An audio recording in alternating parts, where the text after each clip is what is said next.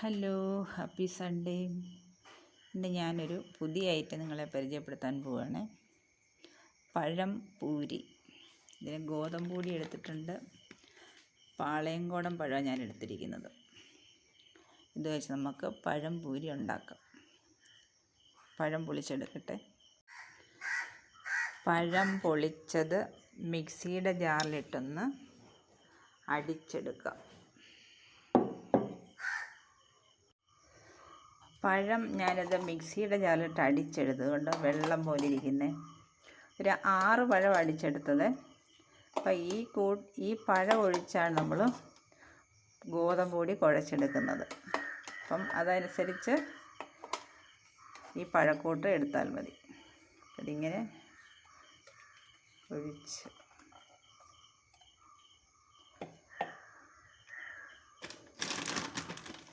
നമുക്ക് ഗോതമ്പ് പൊടി ഇട്ട് കുഴച്ചെടുക്കാം.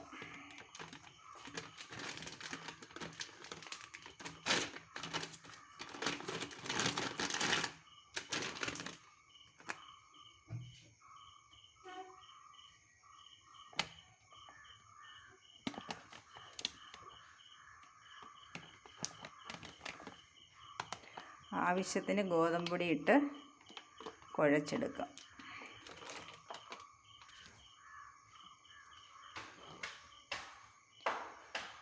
ഉപ്പ് ചേർക്കണം.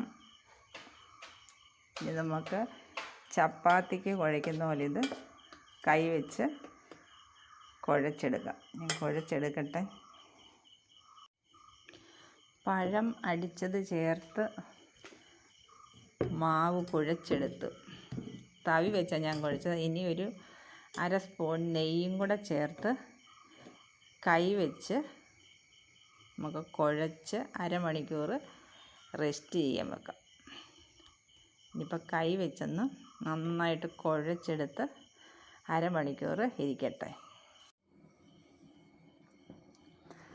അരമണിക്കൂർ കഴിഞ്ഞു.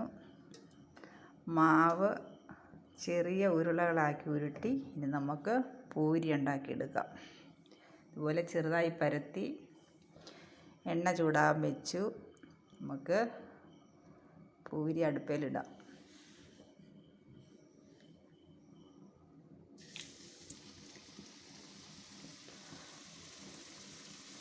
അങ്ങനെ സ്വാദിഷ്ടമായ പഴം പൂരി, വെറൈറ്റി പൂരി ഇവിടെ ഞാൻ അടുപ്പിൽ വെച്ചു. ഈ പൂരിക്ക് നല്ലൊരു സ്മെല്ലാണ്. ഇത് വെജിറ്റബിൾ കറിയൊക്കെ കൂട്ടി കഴിക്കാം. മസാലക്കറികൾ, ചിക്കൻ കറി എല്ലാം കൂട്ടി കഴിക്കാം. വെറുതെ കഴിക്കാനും നല്ല ടേസ്റ്റാണ്.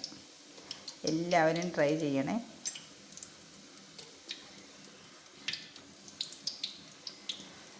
പഴം കഴിക്കാൻ മടിയുള്ള പിള്ളേരൊക്കെ ഉണ്ടാകുമല്ലോ, അവർക്ക് ഇതുപോലെ ഉണ്ടാക്കി കൊടുത്തു കഴിഞ്ഞാൽ കൂടുതൽ പോഷക സമൃദ്ധമായിരിക്കും, ടേസ്റ്റുമായിരിക്കും. അത് നമുക്ക് എല്ലാ പൂരിയും ഉണ്ടാക്കിയെടുക്കാം. ഈ പൂരി മൂത്ത് നമുക്ക് എടുക്കാം.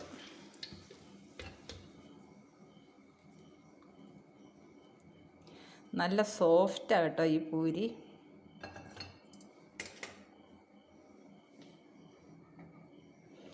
അടുത്ത ഇടാം.